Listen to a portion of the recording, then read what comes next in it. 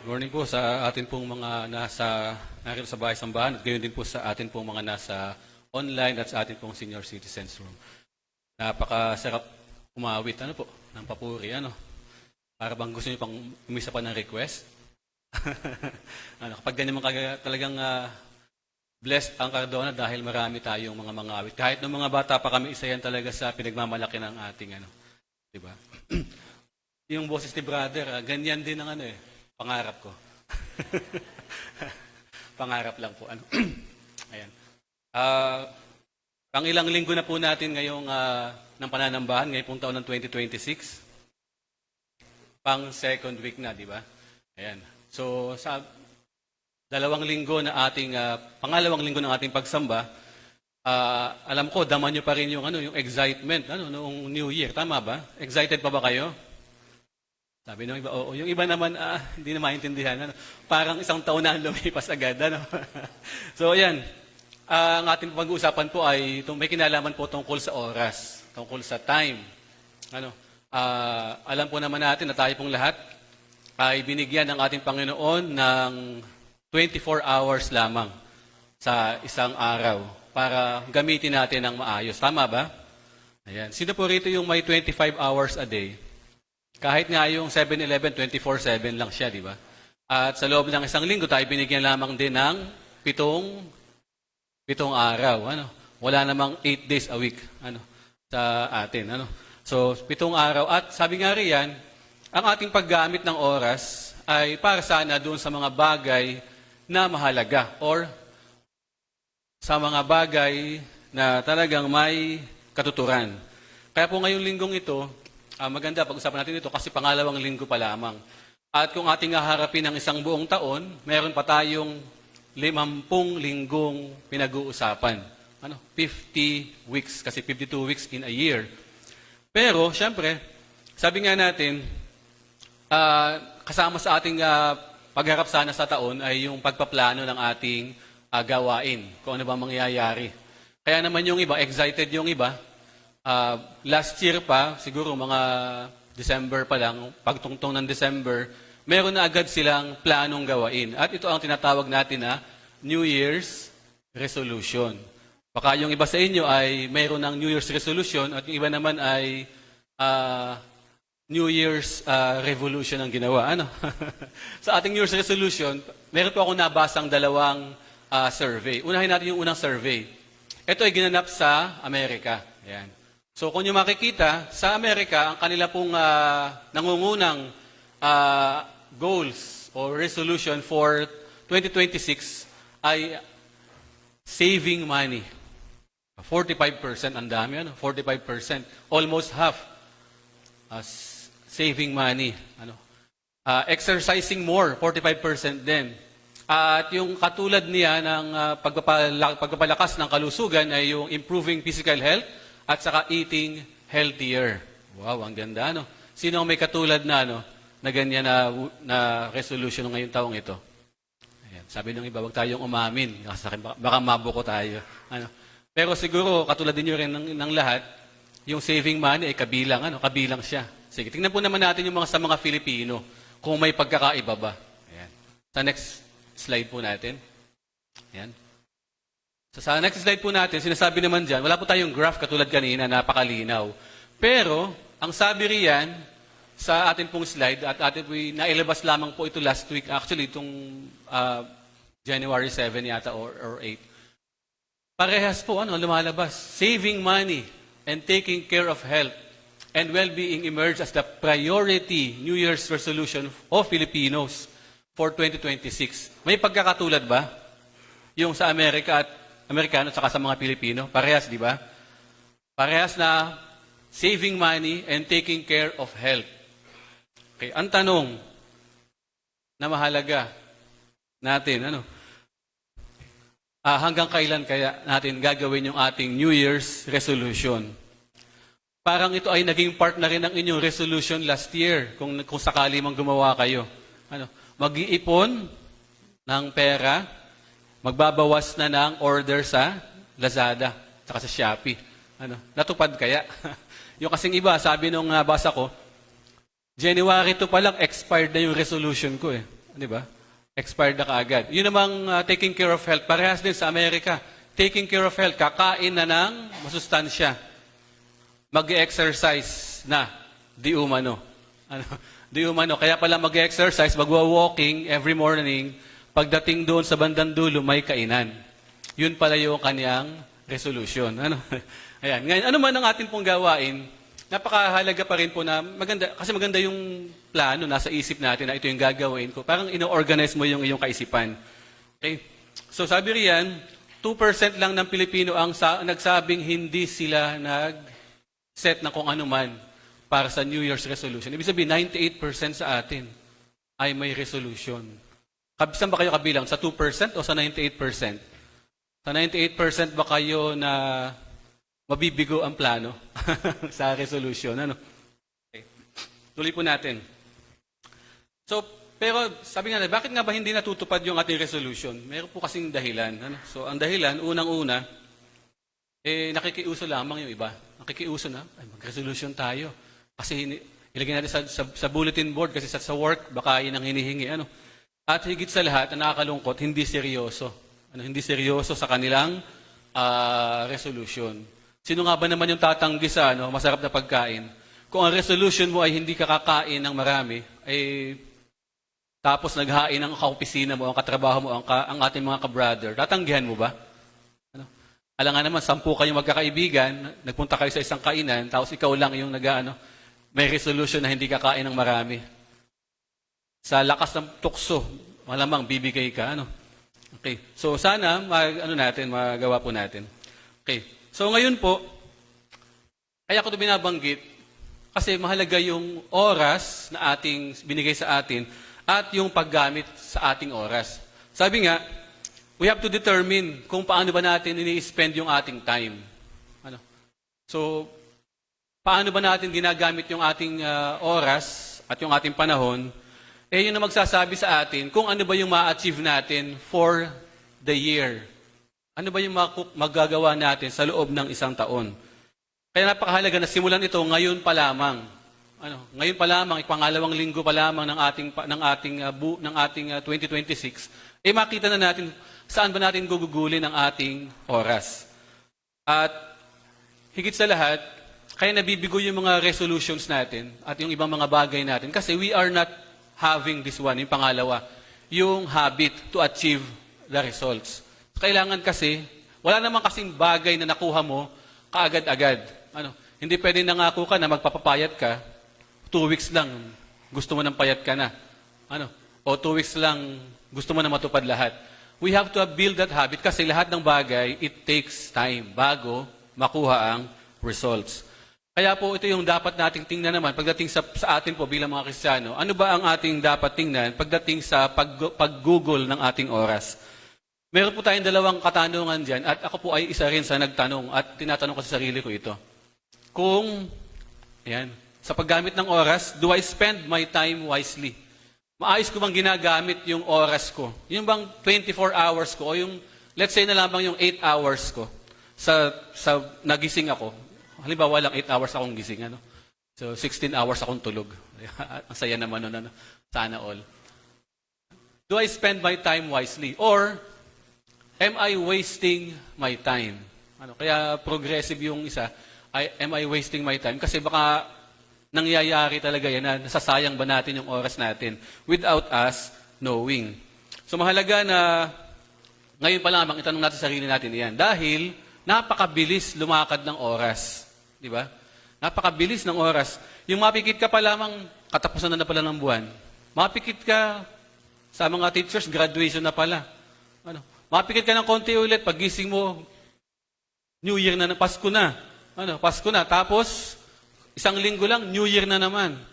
Di ba? Babalikan ba natin yung araw na ito, yung taon na ito, titingnan sa sarili natin, hindi ko nagawa itong mga bagay na ito. Kasi we did not spend our time wisely. Simulan natin po ito sa pamamagitan po ng pagde-define ng 2 term.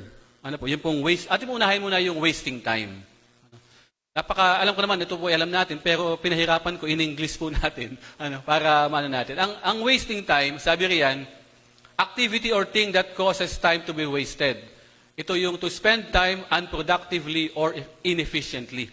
Ibig sabihin, wala kang ginagawang produktibo o ginagamit mo yung oras mo sa hindi ka pakipakinabang na bagay. Sa atin kasi, merong mga kunwari busy sa trabaho, 'di ba? Pagka dumating si boss, tsaka lamang naman totoong nagtatrabaho. Yung iba, hindi talaga sila nagtatrabaho kung ano yung dapat nilang ginagawa. Kaya sometimes we are busy doing something, but we are not actually accomplishing anything. In the church perspective, tingnan natin, yun bang oras natin sa church o yung oras natin sa pagiging Kristiyano, ang atin bang ginagawa ay time wasting ba o productive ba?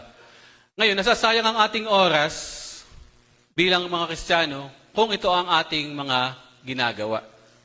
So ito yung mga bagay na we fail to use the time that we are given to glorify God. Tatlo po yung nilagay natin riyan. So atin munang unahin yung neglecting prayer. Na-inspire ako kanina dun sa awit ng ating mga kapatid. Na sa prayer. Napakaganda ng kanilang awit sa panalangin. Okay. So ibang bagay po kasi, at ako rin na mismo, minsan I found myself na nag-struggle pagdating dyan sa prayer. Kasi minsan natutulog ako nang wala sa oras.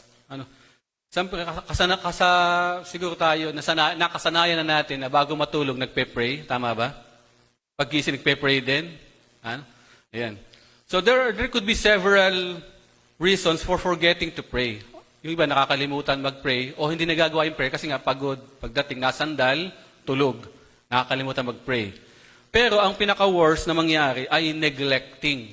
Iba kasi yung forgetting sa neglecting. Ang neglecting is that may chance ka na mag-pray pero hindi mo ginawa. Sa haba ng ating oras in one day, yan. Ilang minuto lang ba yung ating gugugulin sa pagpe-pray? How long do you pray ba, mga kapatid? Do you pray for, let's say, 2 minutes? Maabot ba? Shortest na siguro yan. 5 minutes? Or may nagpe-pray po ba ng 2 hours? Wala naman, 2 hours, 3 hours. Wala din, Wala naman nagpe-pray ng ganong kahaba. And God is not asking us na mag-pray ng napakahaba. Ang sinasabi lang natin dito, wag nating i-neglect yung prayer. Kasi once we neglect our prayer, we are failing to glorify the Lord. Sabi ko nga, this may sound weird, pero siguro, kung talagang nakakalimot ka mag-pray, mag-set ka ng alarm. Mag-set ka ng alarm. 6 o'clock, magpe-pray ako. Kasi umaga, gigising. Sa gabi, mag-pray din, magpe-pray din. Bago matulog. Sa pagkain, siyempre, magpe-pray tayo. Yung iba kasi, pag upo sa lamesa, banat na kaagad. Diba? Nakakalimutan na mag-pray.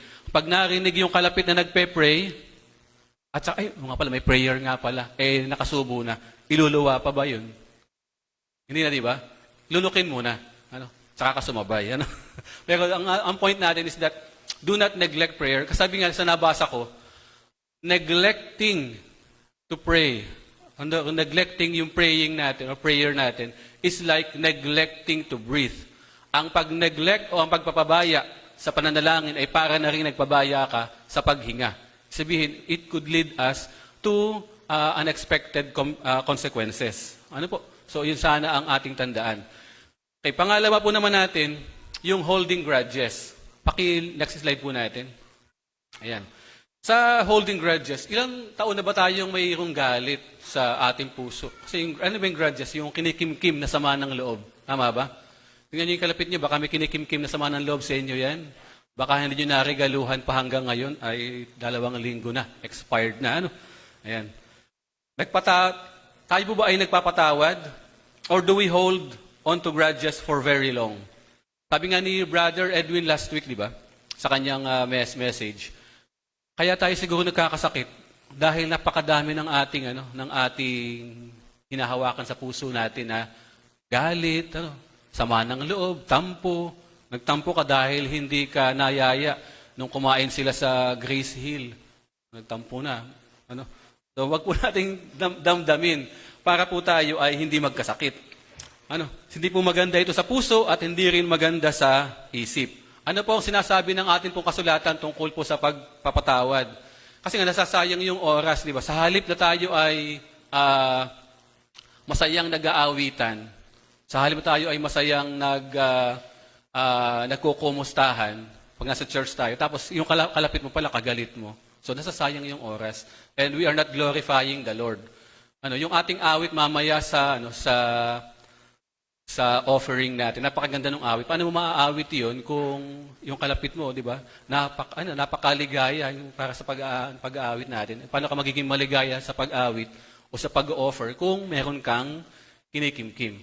Ang sabi po riyan, kaya nga dahil kayo hinirang ng Diyos, minamahal niya at pinili para sa Kanya, dapat kayong maging mahabagin, mabait, mapagpakumbaba, mahinahon at mapagtiis. Ating hinighlight yung mga terms na sa tingin natin ay dapat nating ginagawa.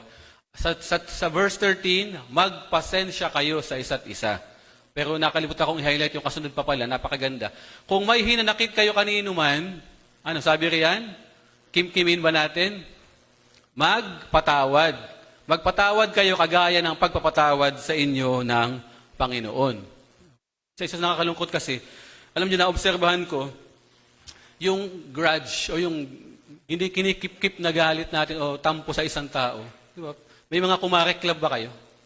Kumare club. Ito kasi hindi ko lang sa lalaki kung may ganito eh. May kumare club ba?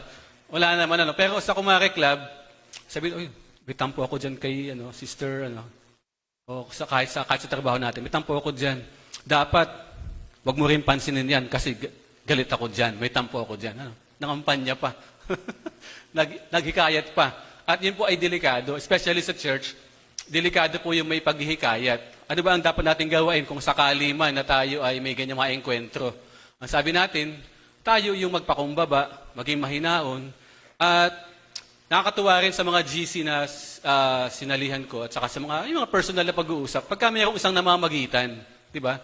Yung isang namamagitan, nagsasabi ng alin, yung may mga nag-aaway at sila yung nag-act as pacifier. Sabi nila, usually ito yung mga tao na malalawak na yung kaisipan. Kumbaga, marami ng karanasan at marami ng nakitang hirap na pagdating doon sa kinikimkim na galit. Kaya mas pinipili nilang mamagitan at sabihin doon sa mga nagtatampuhan, nag-aaway na magpatawad. Pero minsan sumasagot naman yung iba, bakit ako magpapatawad? Diba? Ako nga yung ginawa ng di maganda. Pero sabi riyan, maging mapagpakumbaba. Ayan. Kapag nakikita niyo, napapansin na medyo titingin-tingin na sa inyo, di ba? May ganyan yung moment, di ba? Pag gusto lumapit sa inyo, tinatansya kayo niyan eh. Titingin ng gano'n yan. Pagka nakita ninyo na gano'n na, lapitan nyo na. Ibig sabihin, handa na siya kayong tanggapin. Okay. Next natin, ano bang sinasabi? Para po hindi natin masayang ang oras natin sa pag-glorify sa Panginoon, especially po dito sa atin pong bahay-sambahan, ay ito pong putting one's own desire first. Uunahin mo yung sarili o pag-una sa sarili. Wala naman pong masama kung uunahin natin ang sarili natin, di ba? Kung halimbawa, tungkol sa kalusugan natin, unahin natin ang sarili natin. Pero ang binabanggit natin na putting one's desires first, ay ito yung kung sakali na nadidisregard na natin ang damdamin, ang pangangailangan, o yung well-being ng ibang tao at nagiging negative na. Na kaya mo pala inuuna kasi selfish siya. O selfish tayo. Yun ay nangyayari. Ano pa? Pag nagiging self-centered na tayo, nagiging, sa Tagalog, nagiging makasarili. O nagiging sakim tayo. Tama ba? Yun ang Tagalog. Ano ba ang nangyayari? Kapag inuuna mo na lagi na sabihin na ako muna, akin muna, kami muna. Kapag ganyan na ang dumarating at lumalabas sa iyong mga isipan, at higit sa lahat yung ginagamit mo na o tinatapakan mo na yung ibang tao, yun ay dapat mo nang tigilan. Nawawalan ka na ng tagrito ng hindi na sa iyo yung kabutihan kung hindi pang sarili mo na. Kaya sinasabi doon sa aklat ng mga Filipos, chapter 2, verse 3 to 4, sabi riyan, kung gagawa kayo ng kabutihan, o gagawa kayo ng anuman, ay huwag kayong gumawa ng anuman dahil sa pansariling layunin o pagyayabang. So kung gagawa tayo ng isang bagay, dapat hindi pagyayabang ang ginagawa natin. Sa halip, ano gagawin natin? Bilang tandaan ng pagpapakumbaba, ituring ninyong higit ang iba kaysa inyo. Pagmalasakitan ninyo ang kapakanan ng iba at hindi lamang ang inyong sarili. Ano? So kapag nakikita mo ng sarili mo na gumagamit ka na ng ibang tao para i-advance yung interest mo, tigilan na po natin sapagkat lumalabag na po tayo sa kautusan. Hindi na po yan maganda, nakakasama na yan sa samahan. Ano, di ba? Pagka may ganyan na, nakakasama na yan sa samahan. Kaya ingatan po natin ang ating mga sarili at alam po ninyo, alam naman ng Panginoon kung yung ginagawa mo ay para sa kapurihan niya o para sa sarili mo. Because the Lord knows your heart. Alam ng Panginoon ang iyong puso. Alam din ng Panginoon ang iyong nasa isip. We can hide it from our brethren, from our brothers and sisters, but not from the Lord. Kasi nakikita ka niya. Ano, kaya huwag natin sayangin ng oras sa pansariling interest o makasariling interest. Let us all be, sabi riyan, let us all be genuinely interested in people and in helping other people. Ano, it will be worth our time kapag tayo ay totoong gustong tumulong sa ating kapwa. Okay? So sana po ay yun po yung ating tandaan. Pangalawang bagay na umuubos ng ating oras sa hindi kapakipakinabang na bagay ay ito. Failing to use time to serve others. To serve others. Ano ba yung dahilan natin? Di ba? Especially nasa church po tayo. We would like sana to see everyone serving others. Kaya maraming salamat po dun sa mga nagse-serve sa atin, yung mga pinili natin na mga mag-serve sa atin at nagse-serve ng tunay. Kanginang umaga, napakaganda ng balita doon sa GC ng Kids Ministries. Yung ating 4 na bagong volunteer sa Kids Ministry ay nandyan na po sila at sumamba kanginang 5:30. So napakaganda niyan. Ano? Kasi yung gusto naman ng Panginoon natin na tayo ay mag-serve sa bawat isa. Ano po? Pero syempre, there are times na we are not serving others. Ano ba yung nangyayari if we are not serving others? Sabi kasi rito, pag tayo raw ay, if we are not serving others or using our God-given abilities, we are not just missing an opportunity. We are actually disobeying. Tayo ay sumusuway. Ano ba yung mga dahilan for not serving others? Nakalagay po rin, disability. Sasabihin ng iba sa atin, pagka may gawain, ay brother, hindi ko kaya. Mahina na yung katawan ko. Siguro, ano bang magandang isagot dyan? Pagkaya ng sinabi sa inyo, brother, hindi ko kaya. Siyempre, yung iba may mga disability, we understand them. Kita mo naman kasi kung sino yung may mga, may mga disability. Siguro, brother, hindi naman tayo magbubuhat ng hollow blocks. Tayo naman yung magpe-pray. Siguro pupunta na yun, Hindi ka naman magbubuhat ng hollow blocks doon, kaya let's go.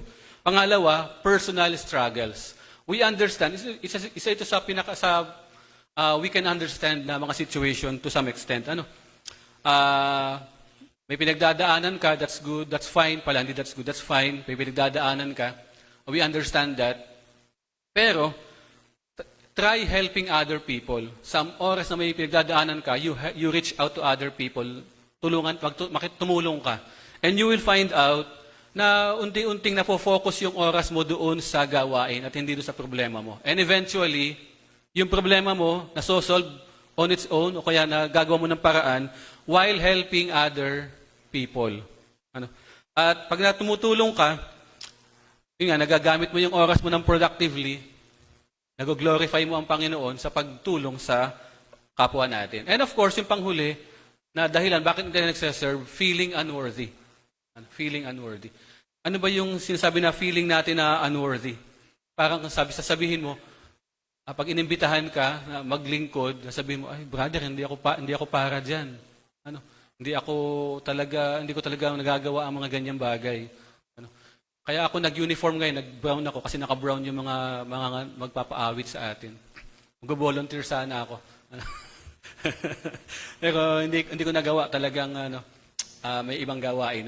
So hindi naman kasi lahat ng gawain din ay pwede mong pasukan. There are may mga nakalaan para sa iyo and you have to find that kung saan ka kabilang. And you will feel yung worth. Ngayon, sabi natin, pagka anytime na nararamdaman nyo na hindi kayo worthy, tandaan po natin, yung mga tinawag ng Panginoong Jesus. Diba? kilala niyo siguro ang mga si Mateo. Ano ba si Mateo? Ano bang gawain niya bago siya naging alagad ng ating Panginoon? Tax collector. Tama ba?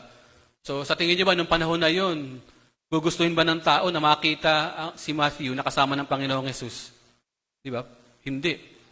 Yung magkakapatid, yung mga fishermen natin, sina Peter, sina Andrew, si James, and si John, hindi sila mga scholars. Hindi sila mga leaders. Sila ay alin? Mangingisda. Mangingisda po sila. Common fishermen doon sa lugar nila. Pero tinawag sila ng Panginoon. Kaya po, sa tuwing nararamdaman nyo na parang unworthy, parang hindi ako bagay sa anong yan, isipin po natin itong mga tinawag ng Panginoon, maging si Saul na naging si Paul, di ba? Manguusig. Pero, naging worthy siya sa paglilingkod sa Panginoon. Dahil, iba ang panukat ng Panginoon sa panukat natin. Iba yung standard niya sa standard natin. Kaya, baka hindi ka nagseserve sa iba kasi you are limiting yourself. Ikaw mismo yung nagsasabi na hindi ako pwede dyan. Pero sa tingin ng Panginoon natin, pwede ka. But you are just stopping yourself from doing what you are supposed to do na sinabi sa iyo ng Panginoon. Okay? So, yan po yung mga bagay na nagpapabigo po sa atin. Okay? So, tuloy po natin. Ayan. Isa pa ito, na sa tingin natin, nauubos yung oras natin sa naubos yung oras natin nang hindi natin namamalayan, na hindi natin nag-glorify ang Panginoon, unang-una dahil dyan sa prioritizing wealth over God's will. Don't get me wrong po mga kapatid, hindi po sasabihin na bawal tayong magkaroon ng kayamanan o magkaroon tayo ng yaman o ng ari-arian. Pero, what I'm saying right now is that hindi natin sana lagi na lamang iniisip yung pagkakaroon ng yaman. God wants us to prosper. Gusto niya tayong magtagumpay. Kaya po sana, bigyan din natin ng pagkakataon at ilaan natin ang oras na dapat ilaan para sa ating Panginoon at hindi lahat ng oras ay nauubos para sa material na kayamanan. Sabi riyan, kung inuuna natin lagi ang material wealth, it leads to spiritual poverty and regrets. Mayaman ka, physically, dito sa mundo, mayaman tayo. Pero, spiritually, nagsasuffer ang ating kaluluwa. Ang ating relationship with God is suffering. At nagkakaroon tayo ng regrets. Minsan, naaalala na lamang natin na unahin ng Panginoon kapag tayo ay malapit na kunin. Malapit tayong pumanaw. Tsaka natin naalala, kaya may sakit tayong malubha. Tsaka natin naisip, Lord, magse-serve na po ako. Uunahin ko na po ang inyong kaharian bago po yung pagpapayaman. Only to find out na ubos na yung oras natin. Ubos na ang ating lakas. At nakahiga na lang tayo sa ospital. And worst, kung tayo pumanaw na. Yung paggising mo, patay ka na. Hindi mo na namalaya na wala ka na palang buhay. Kaya binanggit ko riyan sa bandang baba, wasted time is equals to wasted life. Kaya mahalaga yung paggamit ng oras. Sabi ko, second week pa lang ngayon, we still have 50 weeks. Pagdating ng January next year, makikita-kita tayo.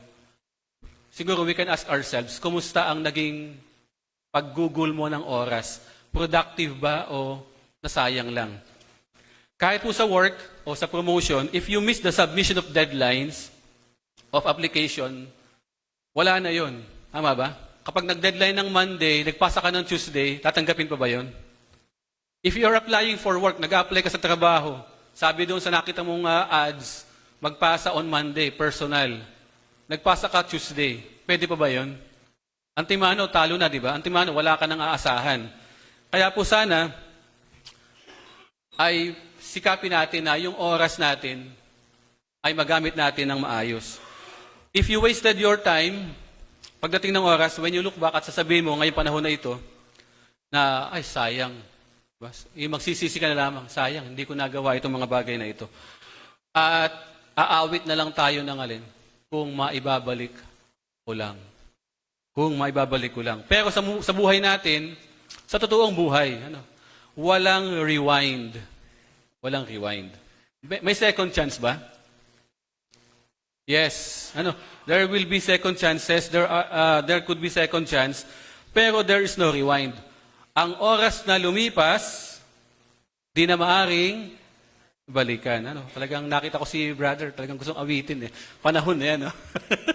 Ayan, kaya po naman, sa bahagi nito, nais kong lagi niyong tandaan, ang natutunan ko nung ako po ay bata pa hanggang sa kasalukuyan, yun pong ating Matthew 6:33. Pakibasa po natin. Ayan. Sabay-sabay natin basahin.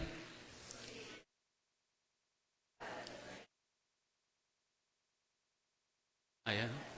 Napakaganda po kasi niya. May pangako po kasi yan. Pag inuna mo yung kaharian ng Panginoon, lahat ng bagay na ayon sa kanyang kalooban ay ibibigay sa atin.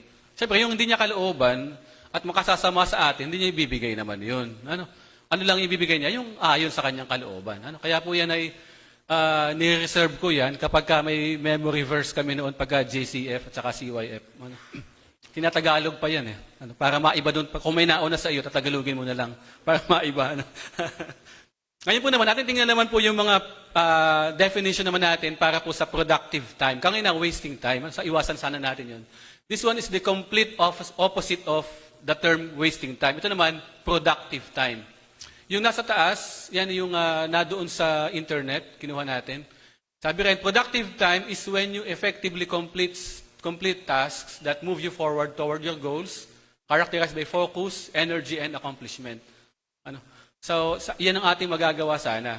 So, kung nung nakalipas, you spend time, you wasted time, this time naman, this year, sana magawa natin yan. And of course, sa Christian definition natin, na term natin, sabi rin, activity that glorifies God. Kanina, yung hindi nag-glorify. Ngayon naman, pag productive ka, these are the activities that glorify God, fulfills His purpose, and builds up eternal value. So, tingnan natin. Sa next slide po natin, makikita natin yung atin pong kinuhang verse para sa pagkukumpara. So, noong ako'y bata, sabi sa 1 Corinthians 13:11, nung ako'y bata pa, ako'y nagsasalita, nag-iisip at nangangatwiran tulad ng isang bata. Ngayong ako'y mayroon ng sapat na gulang, iniwanan ko na ang mga asal ng bata. Noong tayo po ay bata, paano ba natin ginugugol yung oras natin? Sa paglalaro. Paglalaro. Noong araw, ang laro namin, text. Ano pa ba? Yung may pinapalo, shato. Ayan. So, nung lumaki na tayo, hindi na natin ginagawa yun, tama ba? Hindi na. Sana. Bakit ako nagsashato pa kayo sa labas? Uhulihin ko kayo. Ayun. Sabi riyan, bata versus may sapat na gulang. Yung maturity. Kasi hindi natin pwedeng gawain, and part of growing up, ay yung paggamit natin paggamit natin ng oras sa tamang mga bagay. Kaya binabanggit riyan, kung ang bata ay gumagamit, ay naglalaro, let's say, 16 hours a day, or more than pa, di ba? Mayroong bata talaga na hyper, sobrang maglaro. Kung mga bata ang mga anak natin, o mga bata, kung tayo bata pa, we spend our time playing. Ngayon tayo ay may sapat ng gulang, hindi po sinasabi rin na magulang, may sapat ng gulang, o mature na tayo po ay gumagamit na sana ng oras sa tamang paraan. Hindi na po natin sinasayang. Ang maturity o ang pag-grow po natin is not just about, next slide po natin. Ayan. Ang paglago o ang pagtanda o ang pagkakaroon ng sapat na gulang is not just about having or getting taller or bigger or having a deeper voice, a wider shoulder para sa mga lalaki and a wider hips for women. Hindi lamang po 'yan. Spiritually, dapat nakikita po natin na tayo rin po ay nag-grow spiritually at nagmamature spiritually. Kasi hindi na tayo limited sa isang perspective lamang. Hindi na tayo self-centered. And we are growing in faith, in wisdom, and in love. Yung pagmamahal natin sa ating kapwa. And moving beyond a basic understanding to a more profound connection with God. So yung paglaki na inaasahan natin, pag-grow. We are growing in faith, we are growing in love, and we are growing in connection with our God. tayo po, mga believers, mga Christian, kalimutan na rin natin yung mga immature natin na patterns of thinking and acting. Tayo po ay, kung dati, isa pang characteristic ng mga bata, iniisip nila, lagi sila yung tama. Kaya pagka kinuha mo laruan sa kanila, umiiyak sila, tama ba? Kapag sinaway mo sila, sa mga kalaro nila, sila ay nagtatampo sa iyo, umiiyak sila. Pati yung nanay, hindi nakabati. Sa atin, na mga malalaki na, we should replace that kind of thinking sa pamamagitan po ng pag-overcome ng ating ego. Pag sinasabi natin na we are overcoming our ego, napapalitan na yan yung ating we acknowledge na meron tayong problema. Na tayo ay nagkakamali, na tayo ay nagagalit, pero dapat pinapalitan na yan ng paghingi ng tulong sa Panginoon kung paano ba tayo dapat mamuhay. So, i-recognize mo na may mali ka. Kaya pag hindi mo pag sinaway ka o sinita ka at ikaw ay nagalit, ibig sabihin noon, hindi ka pa nag-grow. Hindi ka pa matured. Hindi ka pa lumalaki, kumbaga. Kaya po if we recognize na may mali tayo at hindi tayo perfect, ibig sabihin yan, we are growing. Of course, with the help of God, tayo pong lahat ay magiging maunlad sa atin pong pananampalataya. Kasi sayang yung oras na nakikipagtalo, di ba? Na iginigate mo na ikaw yung tama, nasayang yung oras. At pati yung oras ng iba ay nasasayang din natin. Ano pa? Tuloy po natin ang ating kasunod. Sabi riyan, there are activities naman po. Kangina, mayroong mga activities that don't glorify God. Dito naman, activities that glorify God. Number 1, sa church, prayer and praise. Diba? Ito yung mga activities na worth yung ating time. Sabi nga, time is spent in praying and in praising God is never wasted. Ang ating oras na ginagamit pananambahan, pag-aawitan sa Panginoon, hindi po yan sasayang. Hindi po yan nasasabi na wasting time. Kaya po sana, tayo po ay laging manalangin o social media natin, sa mga GC natin, ng mga kasiyahan, at nag-reply pa tayo, di ba? Nag-reply. It takes us time. Kasi pag hawak mo yung cellphone mo, hindi mo na malayan, lumilipas pala yung oras. Pero pagka Bible yung hawak, inaantok. Nangyayari ba sa inyo yan? Yes daw. Ayan. So, siguro palitan natin, let's manage our time na ito yung oras para sa pag-cellphone. Ito yung oras para sa pagbabasa ng Biblia. Ito yung oras para sa prayer. Kaya yung iba, noong gabi nahiga, wala namang bukol. Noong kinaumagahan, may bukol na. Kasi nabagsak ka na ng cellphone sa mukha. Kasi they are spending their time sa pagbabasa ng nasa comment sa Facebook. Pero they never hold their Bible. Ang bilin sa atin ng Biblia, at ito yung inaawit natin nung tayo mga bata pa, at sana inaawit pa rin natin. Sabi riyan, read your Bible and you grow. Hindi po nagbabago yung bagay na yan. You read your Bible, pray every day, and you grow. And of course, church involvement.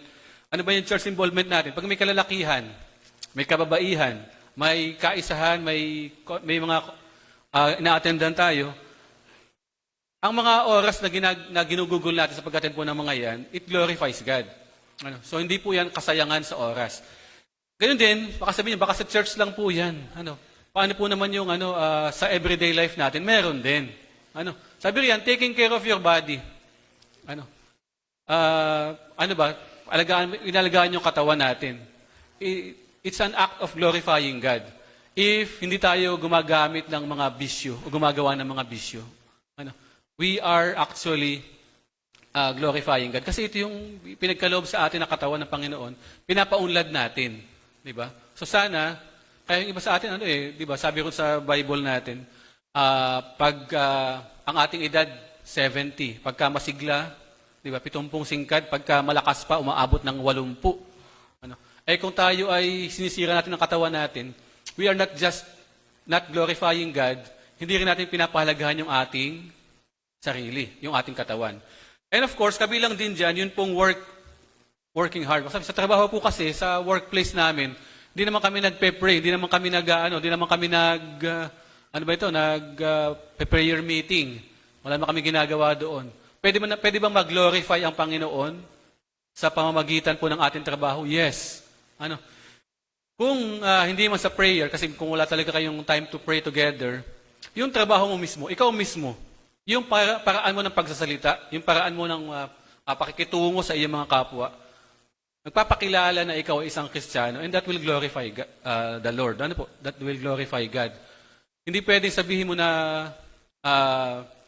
hindi mag-glorify ang ating Panginoon sa pamamagitan ng iyong gawain. Ating pong tingnan ang sinasabi sa kasunod na slide. Ayan. Ayan. Sabi riyan, kasi bahagi na po ng ating, kung tayo may trabaho, bahagi ng expectation sa atin, nagagawain natin ng maayos ang ating trabaho. Tama ba? And if we work, sabi riyan, we work heartily as for the Lord and not for the people. Yung hard work mong ginagawa para sa Panginoon.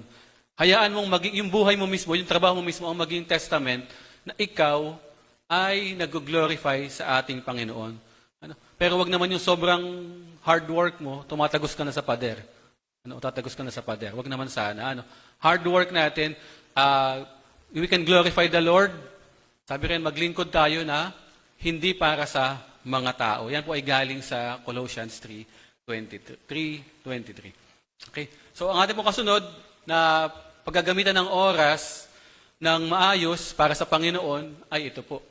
Ayan. Focus on the eternal rather than temporal. Ano ba yung eternal? Pag eternal, saan ba yan? Eternal.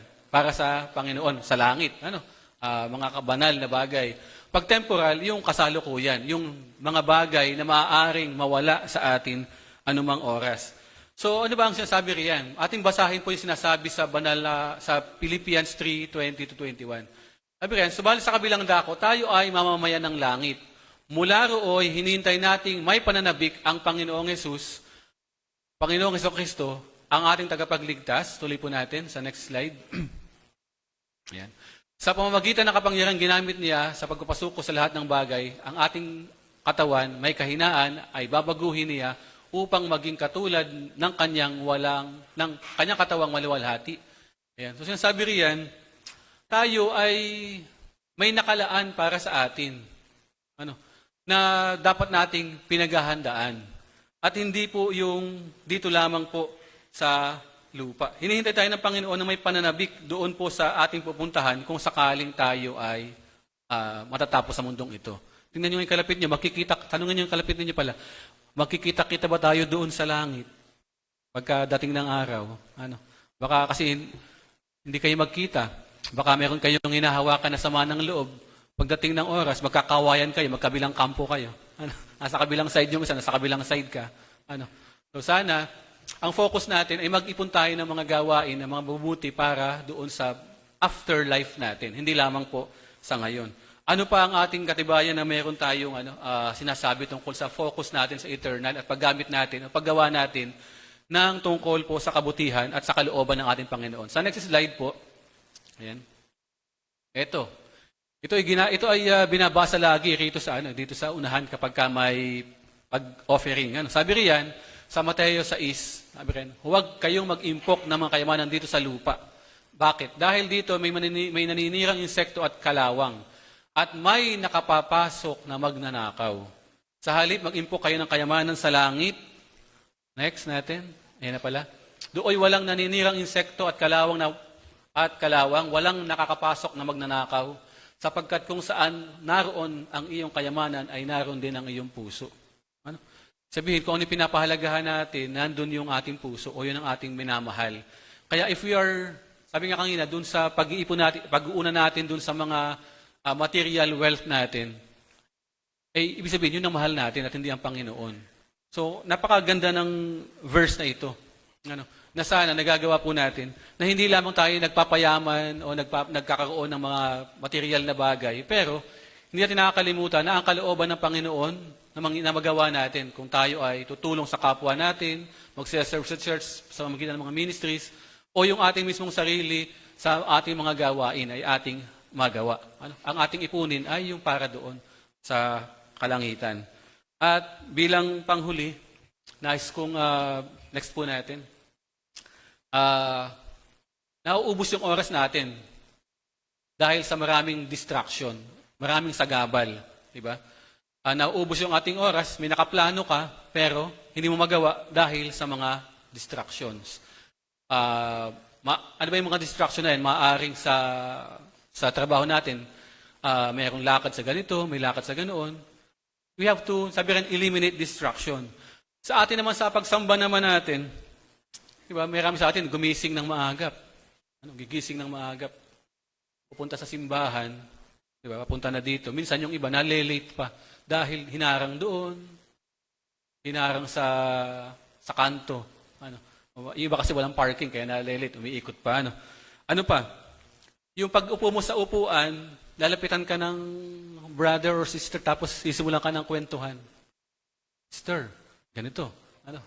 Alam mo ba si ganito? Distraction na yan. Diba? Sa halip na nagka-focus ka pag samba, nakikinig ka sa kanya.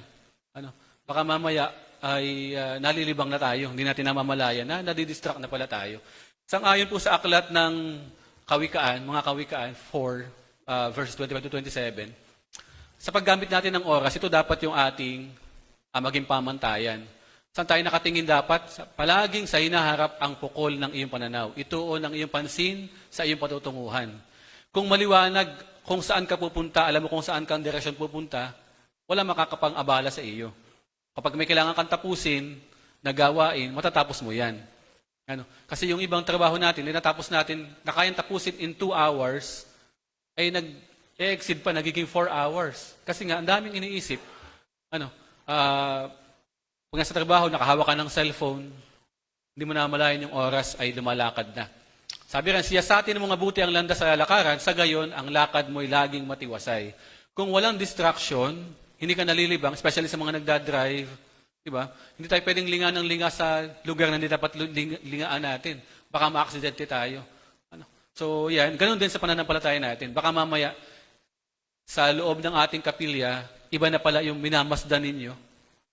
Sasayang yung oras na umattend ka pero wala yung isip mo sa pananambahan. Sabi rin, huwag kang liliko sa kaliwa o sa kanan, humakbang ng palayo sa lahat ng kasamaan.